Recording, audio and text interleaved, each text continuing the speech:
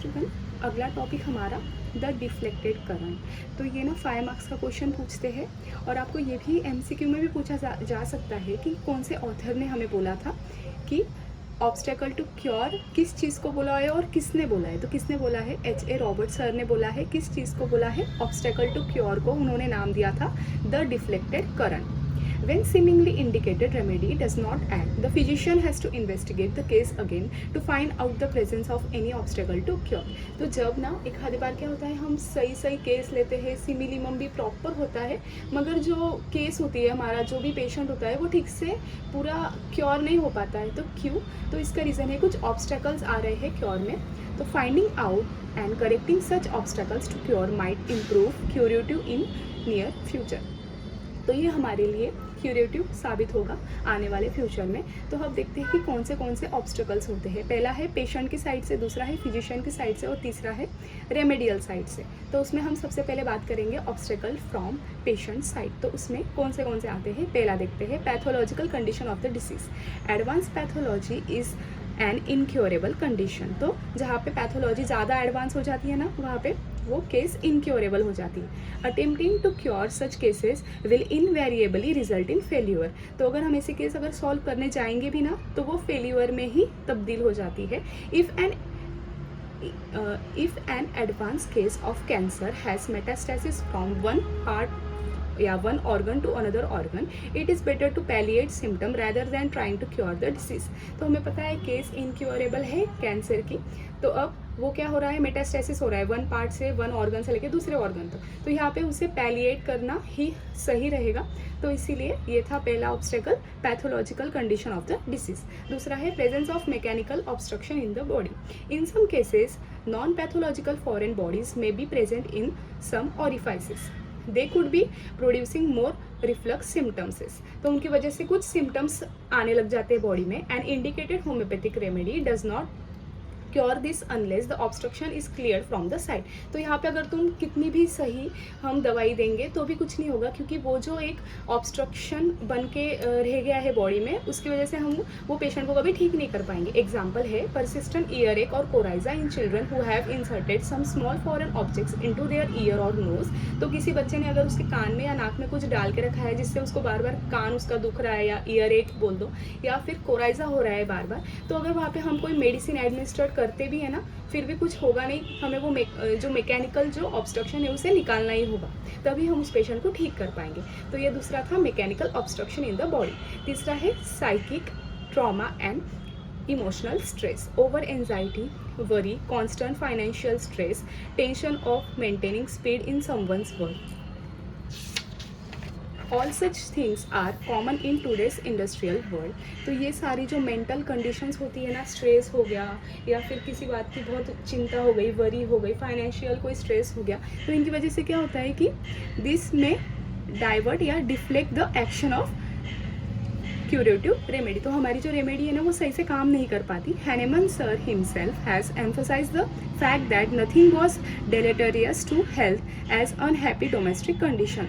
तो यहाँ पे हैनेमन सर ने भी यही देखा है कि अगर कोई पेशेंट मेंटली स्टेबल नहीं है तो उन्हें हम ट्रीट उतना अच्छे से नहीं कर पाते। Some patient do not wish to reveal their personal and private matters during the process of case taking. तो कोई पेशेंट जो होते हैं वो खुद के पर्सनल और प्राइवेट मैटर्स के बारे में बताना नहीं चाहेंगे, जिसकी वजह से क्या होता है, फिर हमें उनकी मेंटल जो टोटलिटी होती है, मतलब जो भी हम मेंटल्स लेते हैं वो ठीक से मिल नहीं पाते और फिर हम उन्हें ठीक से क्योर नहीं कर पाते। Then the acquired totality is of little help to the physician as reliable mental journals are not available। तो वहाँ पे हम उनके ठीक से मेंटल्स नहीं ले पाएंगे, तो हम उन्हें ठीक से टोटलिटी भी टोटली से ट्रीट नहीं कर पाते। नेक्स्ट है over and unnecessary uses of drugs by the patient. The sedatives, bromides, narcotics and analgesics are some drugs that are misused by many patients in the recent times. तो आजकल क्या होता है कि बहुत सारे लोग पेशेंट्स जो है वो एनाल्जेसिक्स, नार्कोटिक्स, ब्रोमाइड और सेडेटिव्स लेते हैं। The patient usually uses them frequently because they offer some sort of relief to the pain. तो वो क्या है कि पेन से थोड़ा बहुत आराम देता है, इसलिए वो बार बार उसे लेते रहते हैं। उससे क्या होगा, अभी uses of such palliative slows down curative power and process और रिटेन्स इट ऑल टुगेदर। तो उसकी वजह से हमारा जो क्यूरेटिव एक्शन होगा ड्रग का वो अब कम हो जाएगा, या वो वो बार बार ये सारी चीज़ें खाने की वजह से ठीक से हो नहीं पाता है। इसमें और कौन सी चीज़ें आती है, तो uses of anti depressant, cosmetic and deodorants etcetera. H.A. Robert sir का एक एग्जाम्पल है, the case of a persistent cough in young lady of coccus cacti, the young lady patient did not improve in spite of proper prescription. तो एक young lady थी जिनको बार बार बहुत ज़्यादा कफ हो रहा था और उनको प्रॉपर प्रिस्क्रिप्शन के बाद भी कोई फ़र्क नहीं पड़ रहा था, लेकिन unless the doctor asked the young lady to stop using her lipstick when cough ceased. तो जब हमारे डॉक्टर ने उनको बोला कि आप लिपस्टिक का यूज़ बंद कर दीजिए, जो कि एक ऑब्स्टेकल बन रहा था क्योर में, तो कफ उससे बंद हो गया। मतलब प्रॉपर प्रिस्क्रिप्शन देने के बाद भी बंद नहीं हो रहा था, मगर जब उन्होंने लिपस्टिक का यूज़ करना बंद किया तो वो ठीक हो गए। फिफ्थ है the problem of diet, the over use of so called soft drinks, different varieties of beverages and stimulants, their chemical contents may retard the action of a homeopathic remedy. तो जिन लोगों को स्टिमुलेंट्स लेने की, alcohol हो गया या कोई और जो भी ड्रिंक्स रहती है वो लेने की आदत होती है, तो उन लोगों को ट्रीट करना प्रॉब्लमेटिक हो जाता है, क्योंकि वो सारी चीज़ें ऑब्स्टेकल टू क्योर बन जाती है। लैक ऑफ, सिक्स्थ है lack of proper physical exercise. The sedentary workers hardly get an opportunity for physical exercise, and advice of mild or moderate exercise often improve their condition remarkably as the vitality of patient improves by exercise। तो जहाँ पे patient की अगर बहुत ही ज़्यादा Vitality कम है तो वहाँ पे भी हमारी दवाइयाँ काम नहीं करती। तो अगर हम उन्हें माइल्ड टू मॉडरेट अगर एक्सरसाइज सजेस्ट करते हैं तो हमारी जो दवाई है वो प्रॉपरली उनके ऊपर काम करती है। अब हमने पहला यहाँ पे ख़त्म हुआ, जो हमने पहला देखा था कि ऑब्स्टेकल फ्रॉम पेशेंट साइड था। अब सेकंड है कि ऑब्स्टेकल फ्रॉम फिजिशियन साइड। तो उसमें पहला है कि selecting similimum alone is not sufficient. तो सिर्फ सिमिलिमम ढूंढना ही सफिशिएंट नहीं है, इसके अलावा और कुछ पॉइंट्स होते हैं। हैनेमन सर के हिसाब से पेशेंट 3 मिस्टेक्स कर सकता है। तो पहला है सिलेक्टिंग सिमिलिमम, सेकंड है पहला है सिलेक्टिंग सिमिलर रेमेडी, दूसरा है सिलेक्शन ऑफ प्रॉपर पोटेंसी है, और तीसरा है रिपीटेशन ऑफ द डोसेस। अगर इनमें से एक भी मिस्टेक हो गई तो ये ऑब्स्टेकल टू क्योर बन जाता है। दूसरा है the physician himself may not get carried out by the patients narration.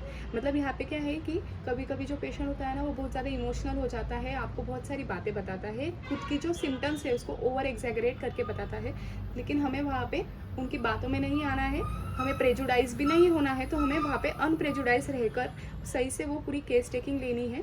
तो देखते हैं इसमें और क्या दिया है। During case taking physician has to be neutral. तो फिजिशियन को न्यूट्रल रहना चाहिए और he must not get involve in the patient's emotion. उसको पेशेंट के इमोशन में भी इन्वॉल्व नहीं होना चाहिए। दूसरा है कि he must observe them in an unprejudiced manner. Patient is always concern with his most troublesome symptom. Some patients exaggerate their symptom while narrating them to the physician, thinking physician will prescribe a powerful remedy if they do so. तो उनको क्या लगता है कि अगर मैं अपनी complaints को बहुत ज़्यादा एक्सैगरेट करके बताऊंगा तो जो फिजिशियन है वो मुझे कोई बहुत पावरफुल दवाई देंगे और जिससे मैं ठीक हो जाऊंगा। लेकिन the physician must concentrate on peculiar and uncommon symptom that indicate a remedy। लेकिन यहाँ पे जो फिजिशियन है उन्होंने कॉन्सेंट्रेट करना है कि उनके पेक्यूलर सिम्टम्स कौन से हैं पेशेंट के अंदर के और कौन से अनकॉमन सिम्टम्स हैं। तो ये था सेकंड। अब थर्ड है prescribing solely on the basis of keynote symptoms. तो यहाँ पे अगर आप सिर्फ कीनोट सिम्टम्स पे ही प्रेस्क्राइब करोगे तो वो भी ऑब्स्टेकल बनता है। चलिए देखते हैं कैसे।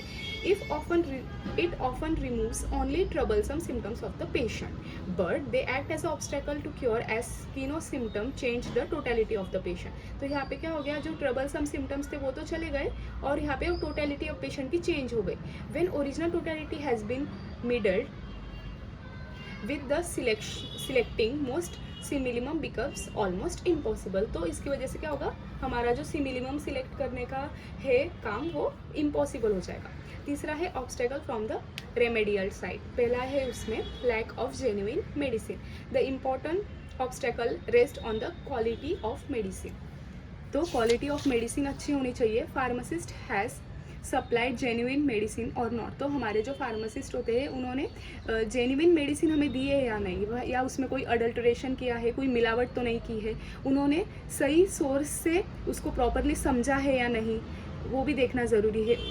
जो फिजिशियन होता है जब वो किसी फार्मासिस्ट से कोई चीज़ लेते हैं तो उन्हें ये भी देखना ज़रूरी है कि वो हैनेमन सर के रूल्स के हिसाब से ही डायनामाइजेशन हुआ है या नहीं, ये भी देखना ज़रूरी है। और स्टैंडर्डाइज रूल्स के ऊपर ही वो डिपेंडेड है या नहीं, ये भी देखना ज़रूरी है।